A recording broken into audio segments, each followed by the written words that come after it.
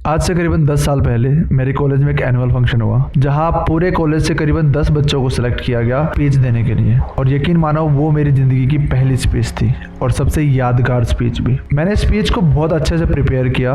Speech क्योंकि English में देनी थी तो मैंने उसको वर्ड टू वर्ड उसको मेमोराइज कर लिया। क्योंकि स्पीच मैंने खुद लिखी थी तो मेरे को याद करना काफ़ी आसान हो गया था। मैंने मिरर के सामने भी बहुत अच्छी प्रैक्टिस की और मुझे फुल कॉन्फिडेंस था कि मैं स्पीच दूंगा और बहुत बढ़िया स्पीच दूंगा क्योंकि मुझे पूरी याद है। अब एनुअल फंक्शन का दिन आ गया।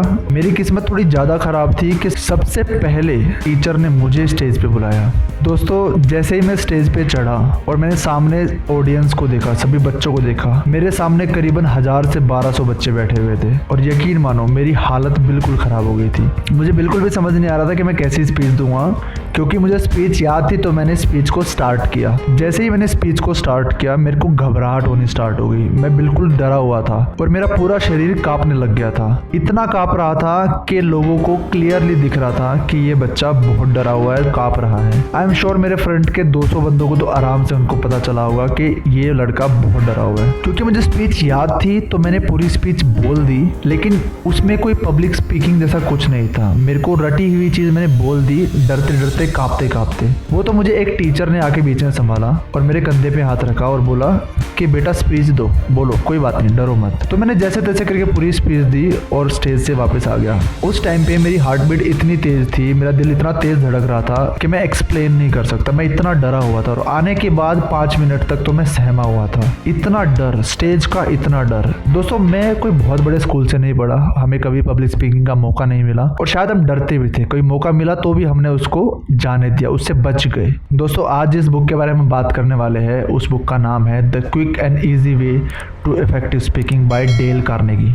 ये बुक पब्लिक स्पीकिंग के ऊपर बहुत ही बढ़िया बुक है। इसके अंदर बहुत ही प्रैक्टिकल टिप्स दी गई है। और जो मैंने उस टाइम पे स्पीच दी थी उस टाइम पे मुझे नहीं पता चला कि मैंने क्या क्या गलतियां की, लेकिन आज जब मैंने इस बुक को पढ़ा तो मुझे रियलाइज हुआ कि मैंने क्या क्या गलतियां की थी। तो इस वीडियो में हम पब्लिक स्पीकिंग के बारे में बहुत कुछ सीखने वाले हैं। और ट्रस्ट मी, पब्लिक स्पीकिंग का मतलब सिर्फ ये नहीं है कि आप स्टेज पे जाके 1000-2000 लोगों के सामने स्पीच दो। लेकिन अगर आप जॉब करते हो, आप स्कूल में पढ़ते हो, तो भी आपको छोटी मोटी स्पीकिंग करनी पड़ती है। अगर आपकी कोई कॉन्फ्रेंस मीटिंग है तो भी 5-4 बंदों के सामने आपको स्पीच देनी पड़ती है, प्रेजेंटेशन देनी पड़ती है। तो वो भी एक पब्लिक स्पीकिंग का ही पार्ट है और इस बुक से हर स्पीकिंग आपकी इंप्रूव हो जाएगी। दोस्तों, सबसे पहले तो हमें एक फैक्ट जानना होगा कि फियर ऑफ स्पीकिंग सिर्फ आपके अंदर नहीं है, सिर्फ मेरे अंदर नहीं है, ये सबके अंदर है। जैसे हम स्टेज पे जाते हैं या कोई भी इंसान स्टेज पे जाता है तो वो बहुत ज्यादा डर जाता है, वो बहुत ज्यादा घबरा जाता है। इतने सारे लोगों को देख के गलती होने का डर होता है उसके मन में। तो ऐसा नहीं है कि ये डर सिर्फ आपके अंदर है, ये डर हर इंसान के अंदर होता है। लेकिन एक्सपीरियंस के साथ, प्रैक्टिस के साथ ये डर कम होता जाता है। बहुत सारे फेमस स्पीकर्स का कहना है कि आज भी जब वो स्टेज पे जाते हैं तो थोड़ा बहुत उनको डर अब भी लगता है। It means fear of speaking कभी भी नहीं जाता है, थोड़ा बहुत हमेशा रहता है। तो आपको बिल्कुल भी टेंशन लेने की जरूरत नहीं है। अगर आपको डर लग रहा है, कोई बात नहीं, लंबी सांसें लीजिए एंड स्टेज पे चढ़ जाइए, क्योंकि जितना आप प्रैक्टिस करेंगे उतना आप बेटर होते जाएंगे। दोस्तों, आपने संदीप महेश्वरी सर का नाम तो सुना ही होगा। वो कितना अच्छा बोलते हैं, कितना कॉन्फिडेंस है उनके अंदर। लेकिन एक टाइम पे उनकी भी स्पीकिंग हमारे जैसी ही थी, वो भी हमारे जितने ही डरे हुए थे। यकीन नहीं आता तो ये छोटी सी क्लिप देखिए और खुद जान जाइए।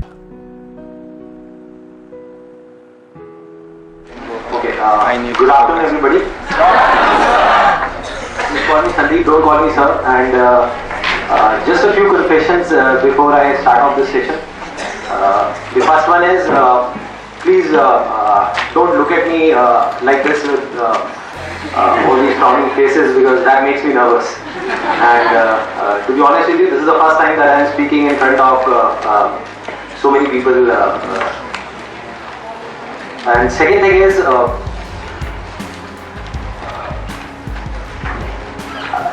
I'll be not talking about the theory part of it. I'll actually focus more on the practical side of how I did whatever I did. Okay, the second confession, which I forgot. That is, to be honest with you, I can speak in English, but the problem is you may understand what I am talking about, but I won't be able to understand what I am talking. So it's better if I talk in Hindi. So, then coming on to the point directly, the secret of what I feel is of my success. I started my career, I think, at the age of 13, and okay, so I'll come on to the so. I'm sorry. Yeah, so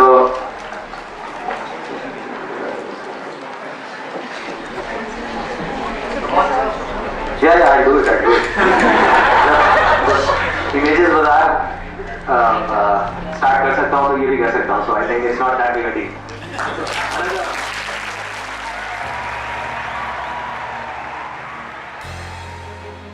दोस्तों next point है prepare in a proper way. Author का कहना है कि किसी भी speech को word to word याद ना करें, क्योंकि ये गलती मैंने भी की थी। आपको जैसे मैंने बताया कि मैंने अपनी स्पीच को बिल्कुल रटा हुआ था। दोस्तों कभी भी अपनी स्पीच को वर्ड टू वर्ड याद ना करें। आपको 3 इडियट्स के चतुर रामलिंगम का एग्जाम्पल तो याद ही होगा, उसकी स्पीच तो याद ही होगी। तो यकीन मानो वर्ड टू वर्ड याद करने की बिल्कुल जरूरत नहीं है। आपको प्रिपेयर जरूर करना है, आपको बुलेट पॉइंट्स बनाने हैं, आपको समझना है, आपको स्टडी करनी है, आपको प्रैक्टिस करनी है, लेकिन वर्ड टू वर्ड आपको रटने की कोई जरूरत नहीं है। दोस्तों नेक्स्ट पॉइंट जो है वो है एक्ट कॉन्फिडेंट एंड एंथुसियास्टिक। ये बहुत जरूरी है। अगर आपकी स्पीच उतनी अच्छी नहीं है और आपका कंटेंट उतना अच्छा नहीं है, लेकिन अगर आप कॉन्फिडेंट दिखते हो और कॉन्फिडेंट एक्ट करते हो, एंथुसियास्टिक एक्ट करते हो, तो पब्लिक के ऊपर बहुत ज्यादा असर पड़ने वाला है। आपके कॉन्फिडेंस से, आपके एंथुसियाज्म से पब्लिक बहुत इंप्रेस हो जाएगी। दोस्तों नेक्स्ट पॉइंट है speak about things that you know very well about. ये बहुत जरूरी है दोस्तों। कोई भी स्पीच देने के लिए आपको टॉपिक चूज करना पड़ता है और आपको वो टॉपिक चूज करना चाहिए जिसके बारे में आपको बहुत ज्यादा पता है या फिर आपने खुद एक्सपीरियंस किया है। अगर आपको कोई ऐसा टॉपिक मिलता है जिसका आपको एक्सपीरियंस नहीं है, तो आपको प्रॉपर स्टडी करनी है, डिटेल में स्टडी करनी है, उसको समझना है, ताकि आपको एक एक डिटेल उसकी समझ में आ जाए और अपनी स्पीच में आप उन डिटेल्स का यूज कर पाओ। दोस्तों आपको अपना एक्सपीरियंस शेयर करना है, आपको अपनी लाइफ की लर्निंग शेयर करनी है। अगर आपके साथ कोई इंसिडेंट हुआ है जो आप शेयर कर रहे हो, तो उससे जुड़ी हुई लर्निंग भी आप शेयर कीजिए और हो सके तो हर स्पीच को एग्जाम्पल के साथ समझाएं। नेक्स्ट पॉइंट है be sure you are excited about topic. दोस्तों अगर कोई आप ऐसा टॉपिक चूज करते हो जो आपको खुद पसंद नहीं है, तो आप उसके बारे में नहीं बोल पाओगे। तो ऐसे टॉपिक के बारे में बोलिए जो आपको पसंद है, जिसके बारे में बात करते हुए आप एक्साइटेड होते हो। Seize every opportunity to practise. दोस्तों मुझे याद है जब भी हम स्कूल में हमें मौका मिलता था कुछ भी बोलने का, तो हम लोग छुपते फिरते थे। हम लोग चाहते थे, हम लोग सोचते थे कि हमारा नंबर ही ना आए, हमें बोलना ही ना पड़े। तो आज मुझे लगता है कि हमारी सबसे बड़ी गलतियों में से वो एक गलती थी कि हम लोग स्टेज पे जाने से डरते थे, हम लोग अपॉर्चुनिटीज से भागते थे। तो अगर कोई स्टूडेंट इस वीडियो को देख रहा है, तो अगर उसको अपने स्कूल में कोई भी मौका मिलता है बोलने का, चाहे 4 लोगों के सामने बोलना पड़े या पूरी क्लास के सामने बोलना पड़े, तो जरूर बोले। वो बोलने से ही आपको प्रैक्टिस होगी, कॉन्फिडेंस बढ़ेगा एंड आप एक अच्छे स्पीकर बन पाओगे। और ट्रस्ट मी, स्पीकिंग